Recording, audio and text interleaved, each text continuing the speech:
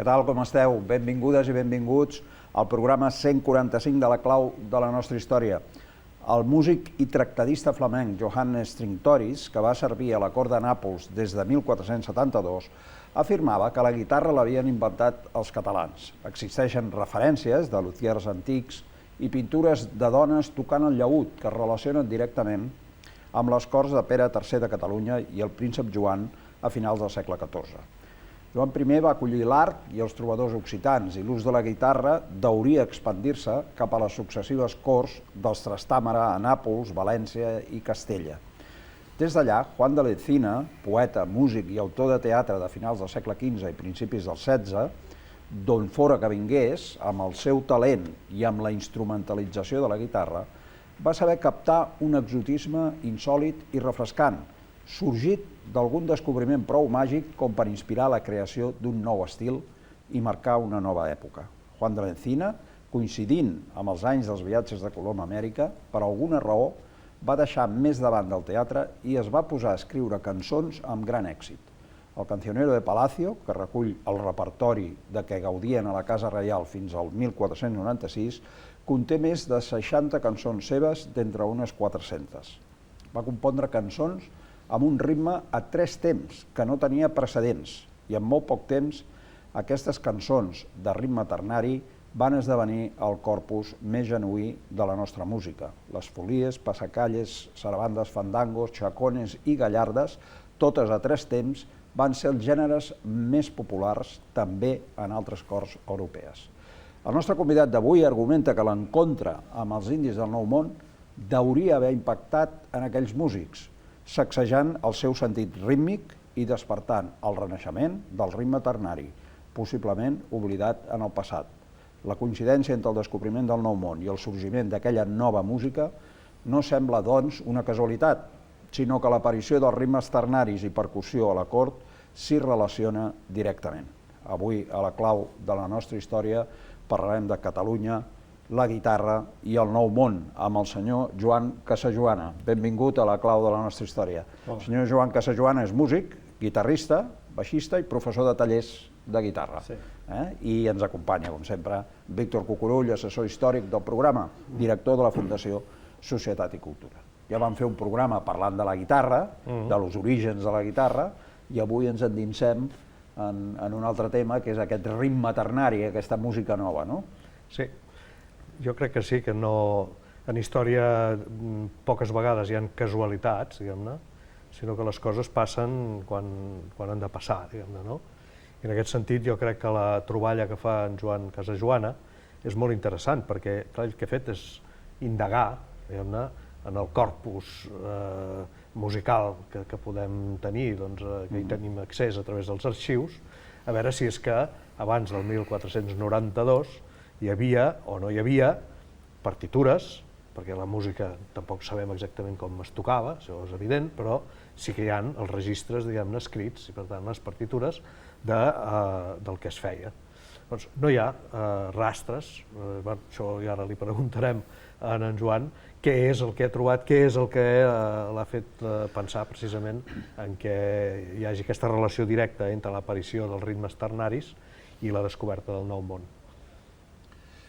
Sí, bé, jo no he observat, no he anat a cercar partitures més antigues, no és la feina que he fet. La meva feina és molt simple, és mirar a la xarxa, a internet, què hi ha de música anterior.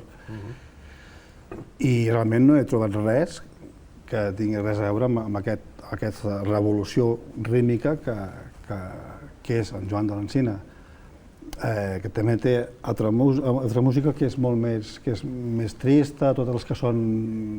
té moltes cançons que són per reconfortar les desgràcies que hi ha, però en té unes quantes extraordinàriament rítmiques i que són realment... d'on surt això? Perquè no hi ha precedent, no?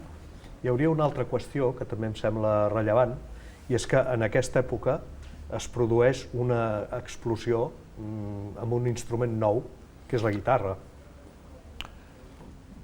Sí, l'explosió comença allà, perquè abans tampoc, en tot cas jo no la conec, no?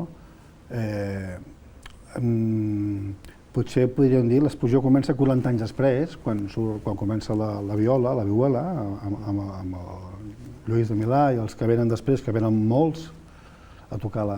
Llavors sí que hi ha una explosió, però 40 anys enrere, que és l'època que estem parlant, no he trobat res, potser sí que és el precedent de l'explosió. De totes formes sí que hi havia guitarres abans i llaüts, però en tot cas la guitarra, el que sorprèn més que la guitarra és la manera de tocar-la, no?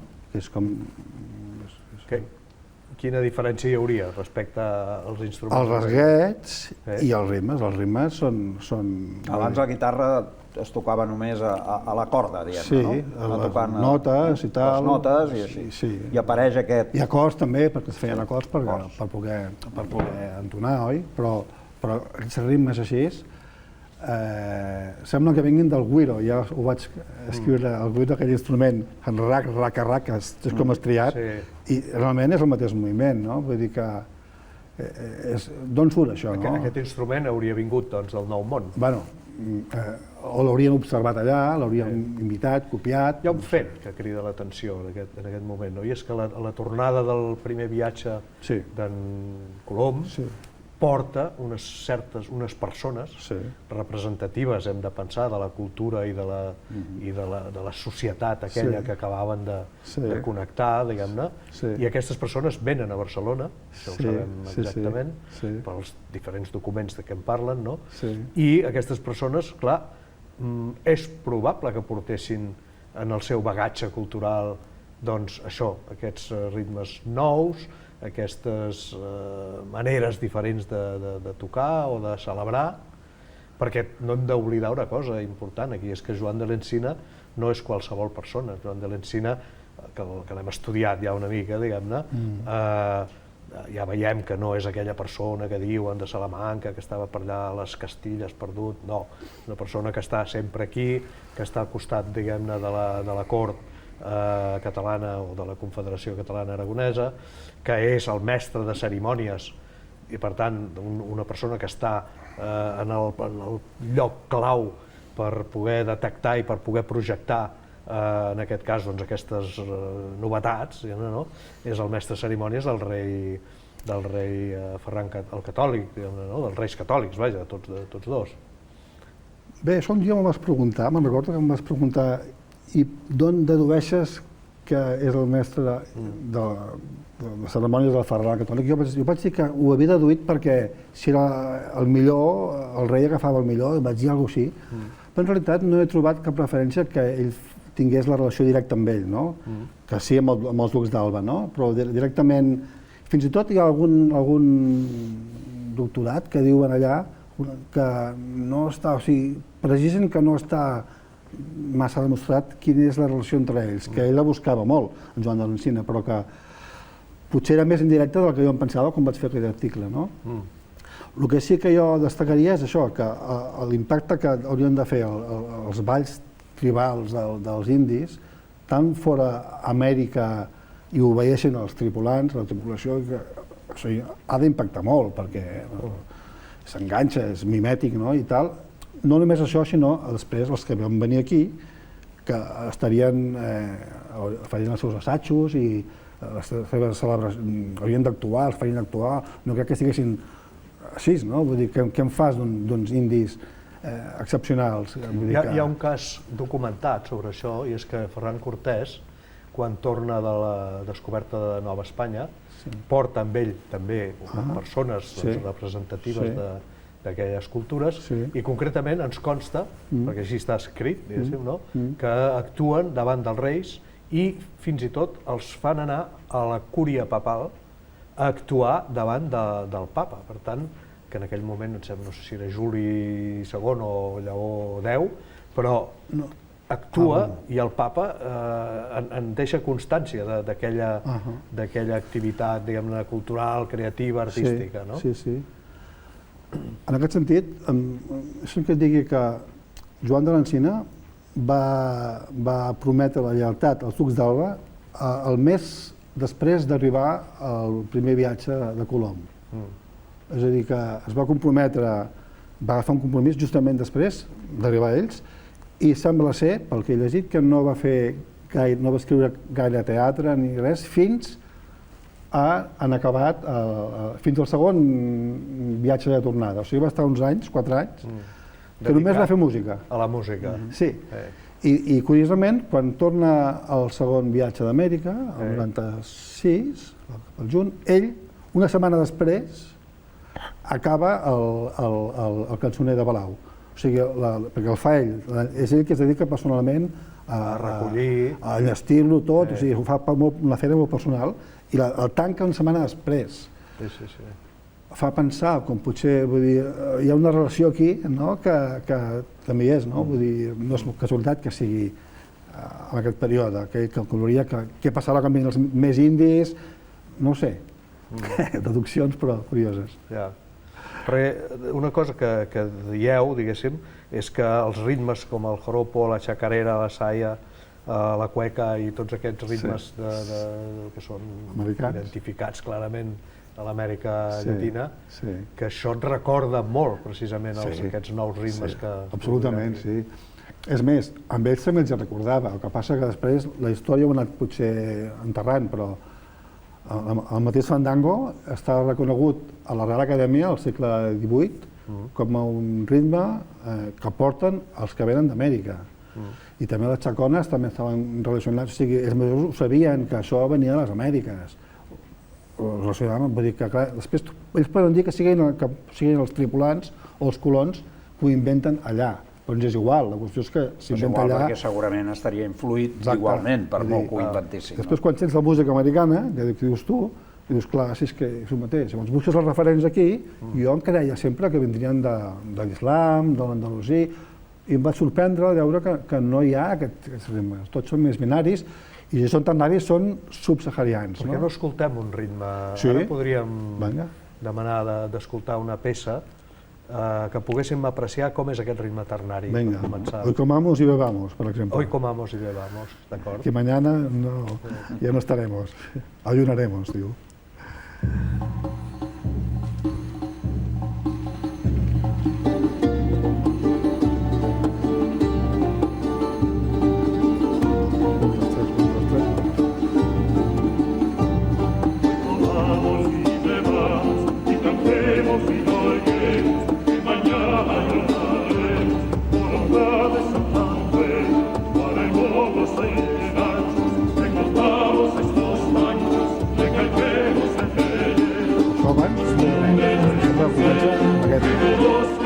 Xoc. Sí. Podríem escoltar, per exemple, ara una peça en la que poguéssim contraposar el que és un ritme ternari amb un ritme binari, que serien els... Sí. El que acabem d'escoltar és un ternari. Sí. És ternari. Te'n porto una que és ternari i passa binari. La mateixa cançó va canviant. I va fent, diguem-ne, el canvi de ritme. Sí. Cada mig minutet ho va canviant. I és extraordinari el canvi que fan. Quina peça seria aquesta?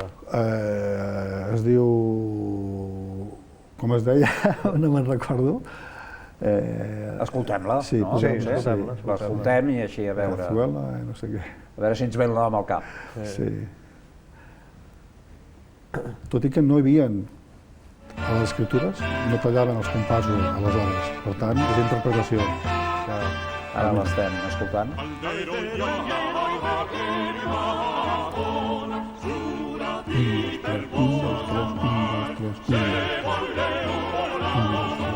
Ara fins i tot podem veure la partitura. Sí. I aquí canvia.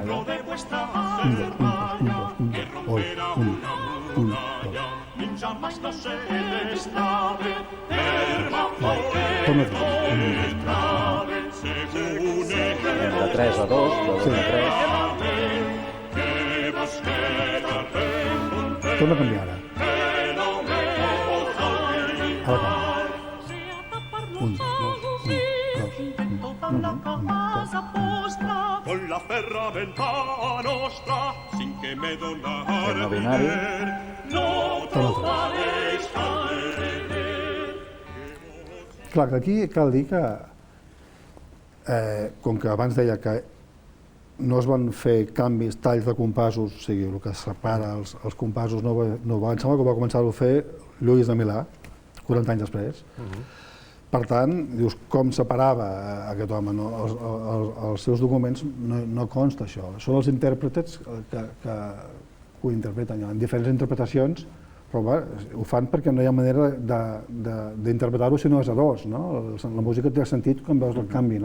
I en aquest sentit, aquesta és molt interessant per la polirritmia. Ara podríem veure alguna imatge precisament de Lluís del Milà i del seu llibre El Maestro, que ens il·lumina una mica sobre aquesta qüestió, sobre el del Tinctoris, que tenim també més Tinctoris, però aquí tenim ja la primera plana, la portada i la contraportada, precisament, d'aquest llibre que fa en Lluís del Milà, per mostrar com cal tocar una guitarra. Explica'ns-ho una mica. Això és l'Amat, Joan Carles Amat, això.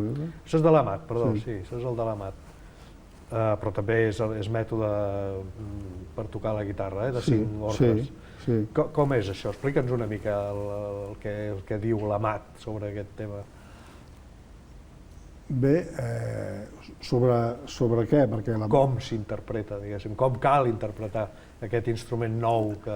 El que fan són posar només les pulsacions, els dits, on van els dits i els trastes. Més endavant van anar posant més. Per exemple, em sembla que els detalls de lent, ràpid, canvis de tempo, em sembla que és el Modarra o un d'aquests anterior al Mat. El que fa, l'important d'ell és que hi posa 5 cordes ja i ho metoditza realment. Aquest és el primer mètode que hi ha. Això és la seva aportació. El del Joan Carles Amat. El de l'Amat. Sí. No sé si em preguntaves això. Sí. I què fa, diguéssim, el Lluís del Milà? Posa les barres de compassos. És a dir, les notes, abans d'ell eren notes i ja està. Arriba un punt que un diu, bueno, però s'ha de marcar cada diverses notes, hi ha un accent, que és el compàs, oi? I això, pel que he llegit, ho comença a fer... Ell introdueix, diguéssim, aquesta... Sí, això ho he llegit. Jo no soc un expert, no he anat a mirar documents originals, però bueno, això és el que diuen. Sí.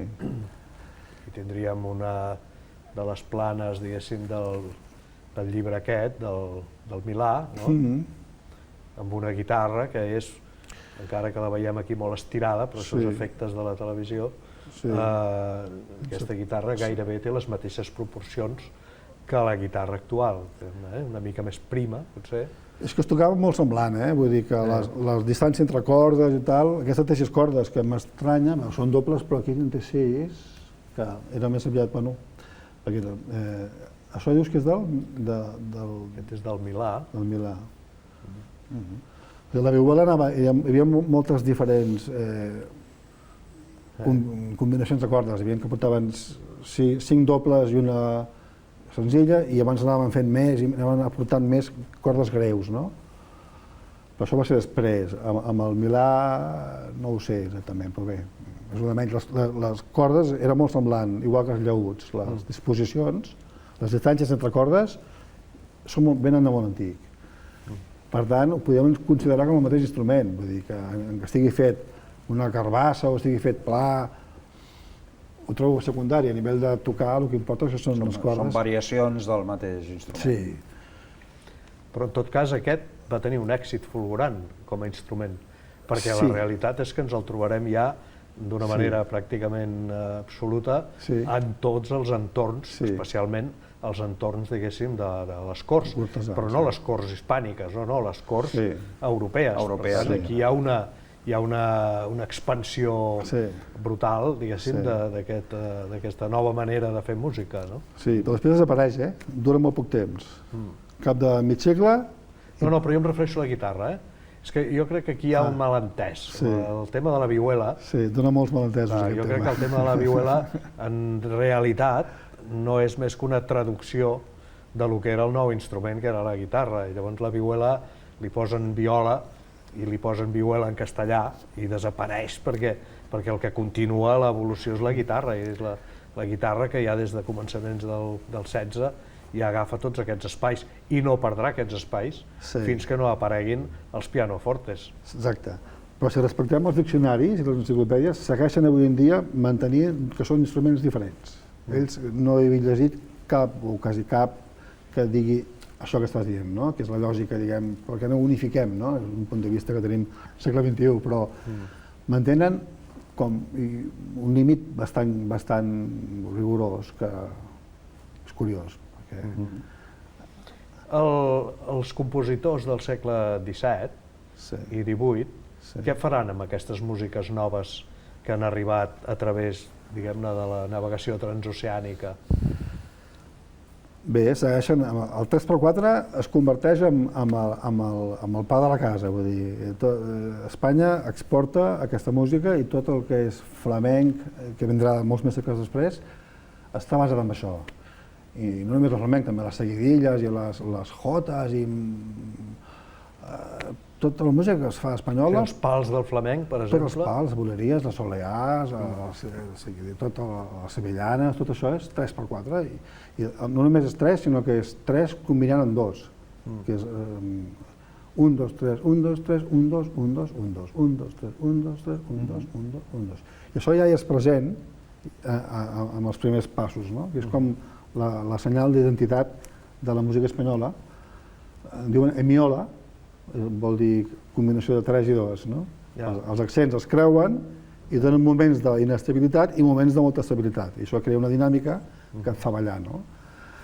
I això. I hi ha una atracció, sembla, no?, cap a aquesta música de la cort hispànica, que en aquest segle XVIII, per exemple, hi ha músics molt importants, molt de relleu, que es traslladen d'altres països a la cort, a la villa i corte, a Madrid.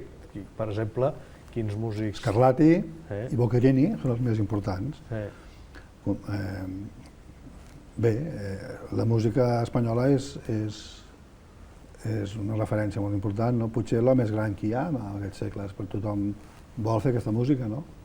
S'exporta a Itàlia i a França i, bueno, és una gran referència. Hi ha compositors del barroc més genuí que també agafen aquestes formes. Sí. Per exemple?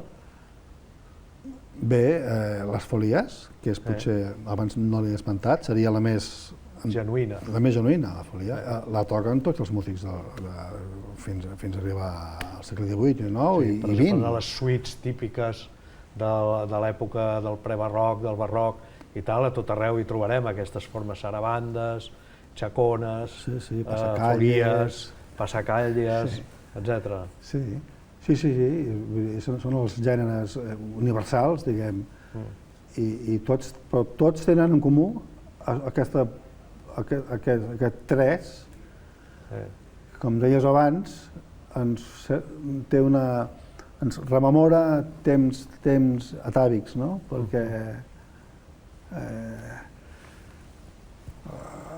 els dos són per caminar i no millor. Un dos és per caminar a marxa militar. Sí, o passejar, no? Però el 3 és per donar voltes, oi? És per ballar. Sí. Si te'n vas a caçar un os, no aniràs a 3. Res.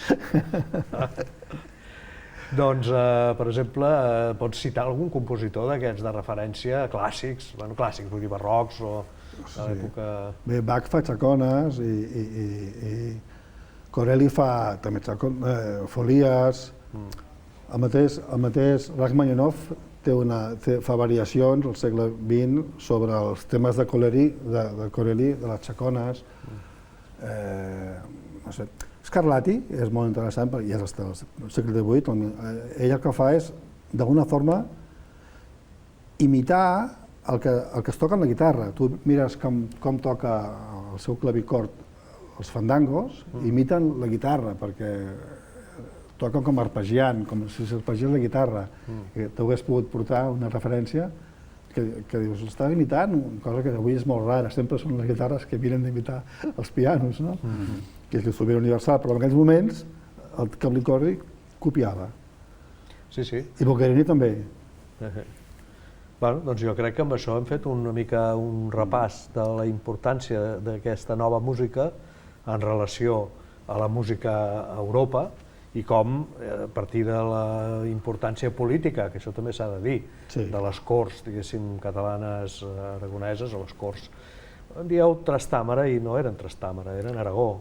Tots es diuen Aragó. Sí. Vull dir que és Alfons d'Aragó, és Ferran d'Aragó, el Ferrante d'Aragó, no sé per què teniu aquesta mania de dir-los Trastàmara, perquè en realitat no eren Trastàmara, i si tenien terres a Trastàmara, que no sé ni on para això, eren quatre quarteres, vull dir que no. L'important és que eren prínceps de la Casa Reial catalana i de la branca dels Aragó, tots, o sigui, tant els de la monarquia, diguem-ne, catalana, valenciana, aragonesa, com els de la monarquia castellana, com els de la monarquia napolitana, és a dir, que tots eren de la mateixa família. Doncs ho deixarem aquí. Moltes gràcies per haver-nos il·lustrat sobre aquest canvi de ritme, aquest ritme ternari que després es va anar imposant tant a totes les corts europees. Moltes gràcies també a en Víctor Cucurull. Nosaltres marxarem, com sempre, amb la frase de la setmana de l'escriptor i humorista estatunidenc Mark Twain. Lleialtat al país sempre, lleialtat al govern quan s'ho mereixi. La setmana que ve tindrem un programa especial. Ens desplaçarem fins a la vila de Pals per conèixer per què, a partir del 1454, Pals era vila reial i, com a tal, era una de les 22 ciutats i viles reials que tenien dret a participar en les Corts catalanes. No us el perdeu. Els volem lliures, els volem a casa. Tornem dimecres que ve, que tingueu una molt bona setmana.